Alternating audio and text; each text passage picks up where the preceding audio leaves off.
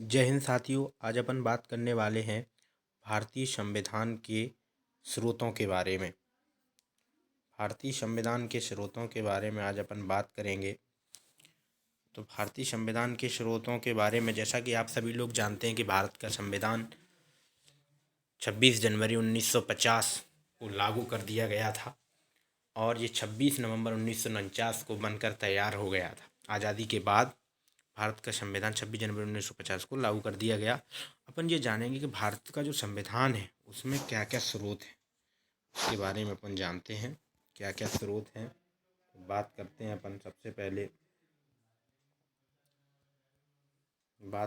सबसे पहले भारतीय संविधान के स्रोत के बारे में। तो हम सभी लोग जानते हैं भारतीय संविधान ने 26 नवंबर 1949 को संविधान को अपनाया और यह 26 जनवरी 1950 को लागू हो गया। भारत सरकार अधिनियम 1935, इसके बारे में जानते हैं। इसमें क्या क्या वर्णन है। तो भारत सरकार अधिनियम 1935 में आपातकालीन प्रावधान, संघीय सिस्टम, राज्यपाल का कार्यकाल, लोक सेवा आयोग, अंतिम स्वायत्तता, ये सारी चीज़ें इसमें भारत सरकार अधिनियम 1935 में बताई गई हैं। अब बात करते हैं ब्रिटिश संविधान यूके यूनाइटेड किंगडम के बारे में, जिनसे अपन ने क्या क्या स्रोत लिए हैं भारतीय संविधान में। तो अपन ने कानून के समक्ष समानता, एकल नागरिकता, कानून का नियम, सीएजी का कार्यालय, सरकार का संसदीय स्वरूप, ये अपन ने ब्रिटिश संविधान यूके से लिया है। अब बात करते हैं अमेरिका के संविधान से, यूएसए से। तो अमेरिका के संविधान से अपन ने मौलिक अधिकार, न्यायिक समीक्षा, उपराष्ट्रपति की अवधारणा, राष्ट्रपति का महाअभियोग। और अब बात करते हैं कनाडा। कनाडा के संविधान से भारतीय संविधान में क्या स्रोत लिए गए हैं। तो बात करते हैं कनाडा के संविधान से अर्धसंघीय ढांचा, केंद्र में अवशिष्ट शक्तियाँ, ये अपन ने ली हुई हैं कनाडा के संविधान से भारतीय संविधान के स्रोत के रूप में। अब बात करते हैं आयरिश संविधान से अपन ने क्या लिया है। डीपीएसपी, राष्ट्रपति के चुनाव की विधि, राज्यसभा के लिए सदस्यों का नामांकन, ये अपन ने लिया हुआ है।